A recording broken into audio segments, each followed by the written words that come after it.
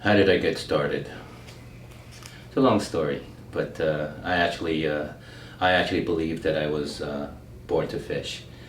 I was born in Hong Kong and raised in Brazil. Uh, I was the young kid walking barefooted in Brazil, in the jungles of the Amazon and so forth. And I went to America, and that's all hell broke loose. Um, I gave away part of my life just to fish, and it's something about fishing. It's in your blood, um, and that's makes it exciting. Started fishing ever since I was a kid, and basically started from the shoreline, freshwater fishing. I got excited, caught all these kind of exotic fish and so forth. Then I went to Rio in Brazil and started catching all kinds of weird fish. But my really good fishing started in New York. From the day one, back in the very late 60s, as the plane just flew over, I looked down and I see East River, Hudson River, Jamaica Bay. It was just all water, and that got me really all excited. From freshwater to saltwater, I did bottom fishing and did the herring back in the old days in Coney Island. You know, Sheephead Bay, bottom fishing, blackfish, and back then blackfish was considered trash fish. But it's all that. And then I started switching over to the surf fishing. Then I started catching, the typical bluefish and all that. And then I started realizing there's such thing as striped bass. Now that was an exciting fish. The big fish. Um, Everybody wants to catch big fish, you know that. It gets to the point when you had enough of catching a lot of fish, you reach a level where you just say, you know what, I'm just going to target big fish. And targeting big fish, suddenly realized it's really an art. It's not one of those fly-by-nights today when I catch. But if you catch a fish, once in a blue moon, that's considered luck. But for you, but I started realizing, because I keep a very tight log, I started realizing that from time to time I started finding big fish sporadically. So I would catch a lot of fish, then I would catch absolutely no fish, and then I started realizing from another point where I found some big fish, and I tried to duplicate it, and it was kind of very difficult to do that. To me, a logbook is everything. Essentially, it's just a reflection of who you are. You got to be true to the logbook.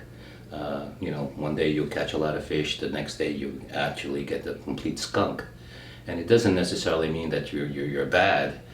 For every skunky day that I had, I dissected it, and I started realizing, wherever there's a good and a bad and a bad and a good, you can actually find it. And if you logbook, or if you consistently are catching no fish, you just reverse the process. And when you start realizing, if you were fishing on a moving tide, and you were not catching a lot of fish, then you try the other part of the tide, and then things starts changing. And that's when I started realizing that I started finding a pattern. And then that got me more excited, and the addiction got it even stronger. You ask yourself, wait a minute now, if the water's moving that much, I know it's not going to produce. Then I found out it's not just tide, there's moon and period, understanding migrations. So there's really an art to catching big fish, and even to this day, I've been fishing for over 40 some odd years, and I'm still learning. It's a never ending, and it's just a question of, how much can you endure, how much can you sacrifice, and try to be good at what you want to do. Big fish. It's exciting. But then it's a price that everybody needs to pay. It's exciting because, you're actually chasing the apex, the biggest, the mother of all those other fish. And the more you start realizing, actually there is a science to it. It gives it a little more satisfaction and more confirmation and understanding what they are. There's not a lot of big fish out there in any means, and certainly a lot of people see me with a lot of big fish, but I have to tell you, it's a lot of work. And it's not luck. My definition of luck is basically hard work. If I want to catch a big fish. And if I could put every process, everything that I know, and I want to catch that big fish, I have to say that I have to go to the dark side. Give them what they want. Certainly you can catch a lot of fish with lures, but if you really want to catch that big fish, the elusive, the bragging right fish, if you will, give them what they want. And their feeding pattern, it's so narrow, and particularly if you're fishing on the surf. If you're in a boat, because I used to own a boat and I slayed the fish. It was just absolutely, I felt like it was cheating. So fishing from the shoreline, you have to really put everything into equation. And the method that I would go is, first of all, it's a series of phases. Phases in terms of tide. It has a lot to do with moon, understanding the best migration period, location, and structure. If you put it all together, and then comes this thing called wind factor, where you have all the probabilities that is going in your favor, and suddenly a quick wind change can put a kibosh in your catch ratio. So understanding how winds, how the moon, and this sounds crazy, but it's true.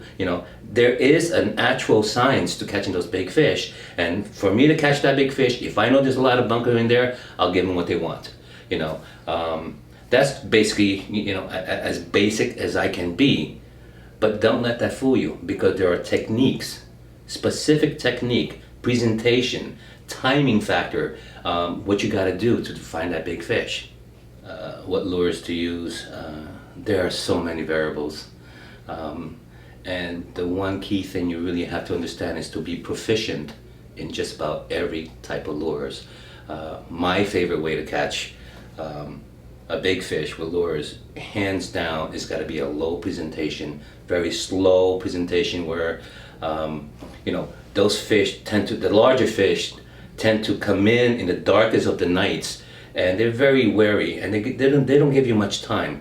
But certainly if you know there's bunker in there, you give them something that is a profile of a bunker. If they're targeting blackfish, sea bass, and you do the same thing. If there's baby weak fish, you do a swimmer or what have you. But big presentation, work it really slow. And if I'm fishing inlets, I love inlets. I mean, I cannot stress how powerful inlet can be. And there's always the inside of the inlet, the incoming, and you have the outgoing part of the inlet. So structure is everything, but having a perfect presentation, whether it's a large rubber shad, you could use a large bucktails, but get it down very close to the column and just work it very lethargic, just work it really slow, and it's all about that presentation and that every cast, and when you're targeting big fish, you're not going to catch a lot of fish. You're targeting one big fish at a time, so for those people who's going to say, I'm going to catch a lot of big fish, that's just not going to happen. Particularly with lures. So that magical window that I tend to believe in, and according to my logbook, that's what it says. You have a general about 20 to half an hour magical window, and that presentation has to be perfect.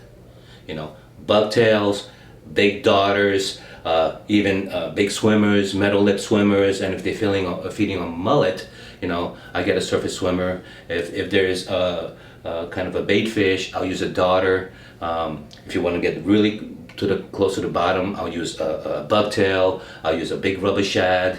And in the daytime, you can't beat a big pencil. Just make it dance on the top, and there's nothing like watching this big fish just explode on it.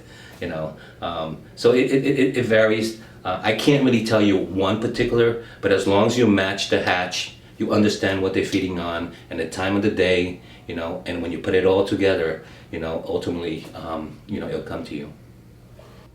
The amount of participation and the crowd is just, you have to increase your life insurance, because people is going to hook you.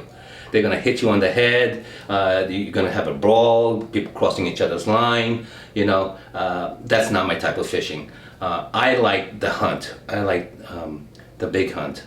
It's not about the massive school. But the truth of the matter is, if there's a big school of bunker activity in the daytime, And everybody's so homed in, and all they do is just fish in the early morning. They'll snag it. They use a pencil. I like the structural position because it doesn't necessarily have to have all the bunker, although it does help, and you have a very good idea what type of presentation you're going to use. But it's about structure, you know, a perfect ambush. If you look at the striped bass, look at the dynamic, look at the shape, and how scarce they can be, but you know they're there. And that magical window when they feed, you know, it's all about structure. It's all about that structure whether it's a mussel bed, a jetty, a piling, a breakers, all that, you know, it equals to structure. And understanding that structure at what time these fish are going to move in, you know, and it's not going to be crowded. For the most part, where I target these big fish, there aren't that many people around because everybody is so homed in little breakers and so forth in the daytime or what have you. I tend to shy away from everybody else, and the funny thing about it is everybody says, how can you catch all those big fish and I never see you? Well, the truth of the matter is the crowd, the commotion, the lights, that spooked the big fish out, spooks them away. So I like the little secluded area, a little deep pocket, a cove, a jetty, you know, minimum light. That's where you know that big fish is going to be there. And she is literally the apex predator in that particular area, and she's going to be there, and it's one-on-one. One-on-one where you just say, you know what, I know she's in there, and I'm going to target it. And a lot of people don't know that they're there, but they are.